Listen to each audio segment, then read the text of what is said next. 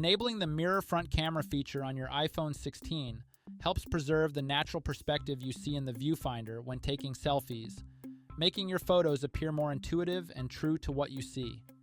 Here's how to access and configure this setting on the new iOS smartphone. To begin, go to the home screen and then tap on the settings icon. In the settings menu, scroll down and tap on camera. Once you're in the camera app settings, navigate to the composition section and then tap the toggle switch next to mirror front camera to enable or disable the feature.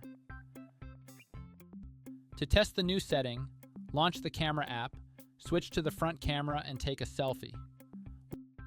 With mirror on, you'll see that the saved photo matches what you see in the viewfinder. With mirror off, the saved photo appears flipped from what you see. Please note that this setting only affects how photos are saved, not how they appear while taking them. And there you have it, a quick and easy way to turn the mirror front camera on or off on the new iPhone 16.